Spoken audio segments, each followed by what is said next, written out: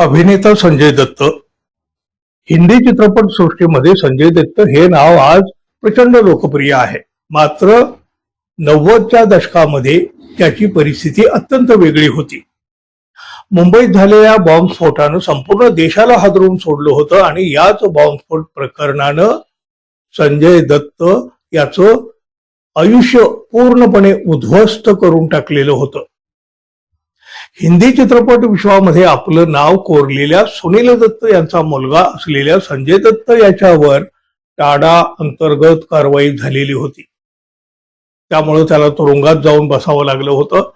त्याचा रोजचा दिवस तुरुंगाच्या गजाआड जात होता. अभिनेते असलेले सुनील दत्त हे काँग्रेस पक्षाचेही मोठे नेते होते. संजय दत्तावर झालेल्या गंभीर आरोपाने ते व्यथित झालेले होते, खचून गेलेले होते, मोडून पडलेले होते, उन्मळून पडलेले होते. या मोठ्या संकटातून आपल्या मुलाला वाचविण्यासाठी मुंबईपासून दिल्लीपर्यंत सगळ्या बड्या नेत्यांना ते भेटत होते. हात जोडून संजय दत्त याला वाचवण्याची विनवणी करीत होते. स्वतः सुनील दत्त हे काँग्रेसमधील मोठे नेते असून सुद्धा त्यांच्याच पक्षातील बड्या नेत्यांनी त्यांच्याकडे पूर्णपणे पाठ फिरवली होती. अशा वेळी त्यांच्यासाठी धावून आले होते कट्टर काँग्रेस विरोधी शिवसेना प्रमुख माननीय बाळासाहेब ठाकरे.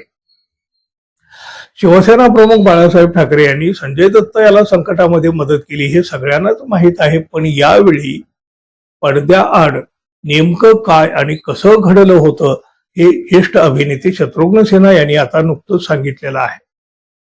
शत्रुघ्न सिन्हा हे राजकारणामध्ये वावरत होते, पण ते भाजपात होते. संजय दत्त याच्या कठीण काळामध्ये कट्टर विरोधी विचारसरणीच्या या अभिनेत्यानं संजय दत्त याच्यासाठी आपली राजकीय कारकीर्द पणाला लावलेली होती. पडद्याआड घडलेल्या त्या गुप्त गोष्टींचा खुलासा आता शत्रुघ्न सिन्हा यांनी केलेला आहे. संजय दत्तचे वडील सुनील दत्त काँग्रेसचे मोठे नेते, तर शत्रुघ्न सिन्हा हे सुद्धा भाजपामध्ये सक्रिय होते. दोघांची विचारसरणी वेगवेगळी असली तरी सुद्धा हे दोघेही एकमेकाचा प्रचंड आदर करीत होते. राजकीय वैर विसरून मैदानात उतरलेल्या शत्रुघ्न सिन्हा यांनी सांगितलं, संजय दत्त तुरुंगात गेल्यावर सुनील दत्त पूर्णपणे कोलमडलेले होते. संजयकडून चूक झाली असेल, पण तो दहशतवादी असूच शकत नाही यावर माझा ठाम विश्वास होता, असं शत्रुघ्न सिन्हा म्हणतात. संजय दत्त याला तुरुंगातून बाहेर काढण्याची ताकद त्यावेळी फक्त आणि फक्त एकाच माणसामध्ये होती आणि त्यांचं नाव शिवसेना प्रमुख बाळासाहेब ठाकरे. पण बाळासाहेब ठाकरे आणि सुनील दत्त यांच्यामध्ये प्रचंड राजकीय मतभेद होते. त्या दोघांचं एकमेकाशी अजिबात पटत नव्हतं. तरी सुद्धा शत्रुघ्न सिन्हा यांनी मध्यस्थी करायचं ठरवलं. राज्यामध्ये शिवसेना भाजप युतीचं सरकार आलेलं होतं. शिवसेनेच्या मनोहर जोशी यांच्या मुख्यमंत्रीपदाचा शपथविधी सोहळा पार पडत होता. यावेळी शत्रुघ्न सिन्हा प्रेक्षकात पहिल्या रांगेत बसलेले होते. मंचावर बसलेल्या बाळासाहेबांची नजर त्यांच्याकडे गेली आणि त्यांनी बाळासाहेबांनी शत्रुघ्न सिन्हा यांना मंचावर यायला सांगितले. शत्रुघ्न सिन्हा यांनी मात्र नकार दिला. पण बाळासाहेबांचा आग्रहच होता नव्हे, ते हट्टाला पेटलेले होते. जोपर्यंत शत्रुघ्न सिन्हा मंचावर येत नाही तोपर्यंत शपथविधी सोहळा सुरूच होणार नाही, अशी घोषणाच बाळासाहेब ठाकरे यांनी करून टाकली. तेव्हा मात्र मग शत्रुघ्न सिन्हा यांना मंचावर जावं लागलं. शत्रुघ्न सिन्हा यांनी याच संधीचा फायदा घेतला. मंचावर गेल्यावर शत्रुघ्न सिन्हा यांनी बाळासाहेबांच्या कानात म्हटलं, मी आज तुमच्याकडे एक गोष्ट मागतोय, मला नकार देऊ नका. सुनील दत्त अत्यंत दुःखी आहे, ते सच्चे देशभक्त आहेत. तुम्ही महाराष्ट्राचे गॉडफादर आहात.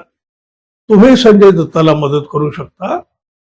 जुने वाद विसरा आणि त्याला वाचवा.